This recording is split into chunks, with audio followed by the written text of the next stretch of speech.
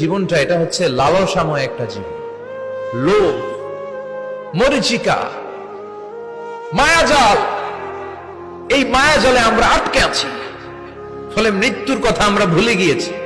পাগলের মতো ছুটছি, আরো টাকা লাগবে, আরো খ্যাতি লাগবে, আরো যশ লাগবে, আরো দাপট লাগবে। আমার এত টাকা দিয়ে কি হবে?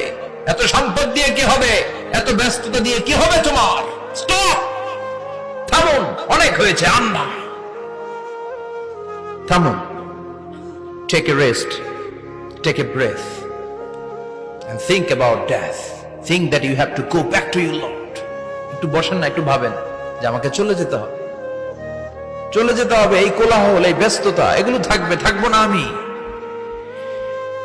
সাইয়েদনা ওমর ফারুক বলেছেন, মুতু ক্বাবলা আন তামুতু, মরার আগে একবার মরো। হাসিবু ক্বাবলা আন তুহাসাবু আলাইকুম, তোমার হিসাব নেওয়ার আগে তুমি একবার নিজের হিসাবটা করো না। কাগজ বের করে একটু লিখো না কি কি ভালো কাজ করছিলা, যেগুলো দিয়ে নাজাতের ওসিলা হতে পারে। 1 2 3, আর কি কি আকাম কুতাম করছো দেখো না, লিখে দেখো তোমার অবস্থাটা কি। মরার আগে একবার মরো। মরার আগে খাটের মধ্যে শুয়ে শটান করে চোখ বন্ধ করে একবার মরার ভান করে দেখেন কেমন লাগে। চোখটা বন্ধ করেন আর ভাবেন আপনি নাই, কি কি হতে পারে ভাবেন। আপনার ছেলে মেয়েরা কান্না জুড়ে দিবে, আপনার প্রাণের স্ত্রী বিলাপ শুরু করে দিবে, বন্ধু বান্ধবের চিৎকার আর মাতম, স্থানীয় এলাকার মসজিদে ঘোষণা, অমুক এলাকার নিবাসী অমুক ভাই অমুকের ছেলে অমুক দুনিয়ায় নাই।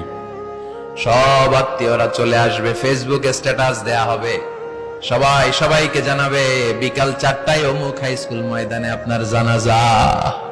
ছুটে আসবে, সবাই ছুটে আসবে আপনাকে শেষ বিদায় দিতে, গুড বাই জানানোর জন্য, আল ওয়াদা, বিদায় জানাতে আসবে সবাই।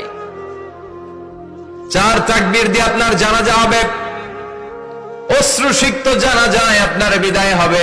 কাঠের খাটিয়ার মধ্যে করে কাঁধে তুলে আপনার কবরে নেওয়া হবে। আগে থেকে খুঁড়ে রাখা কবরটার মধ্যে আপনারে বিছিয়ে দেয়া হবে। বাঁশের কচি দিয়ে তার উপরে মাটির চাপা দিয়ে সব চলে যাবে।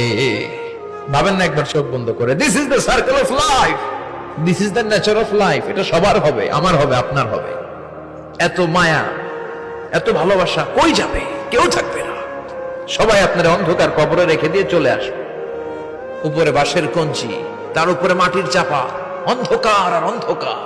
এই অন্ধকার যেন শেষ হতে চায় না, শুধুই অন্ধকার, ঠিক কিনা? এজন্য আমাদের চলে যেতে হবে। দাদা গেল, চাচা গেল, মামা গেল, আমাদেরকেও যেতে হবে। জোরে কোন ঠিক কিনা? একদিন মাটির ভেতরে হবে ঘরে মন আমার, কেন বন্ধ দালান ঘর?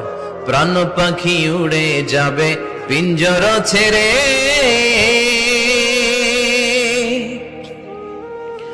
ধরা ধামে সবই রবে, তুমি যাবে চলে। বন্ধু বান্ধব যত, মাতা পিতা যারা সুত, সবই হবে তোমার পরে। মন আমার কেন বন্ধ দালান ঘর?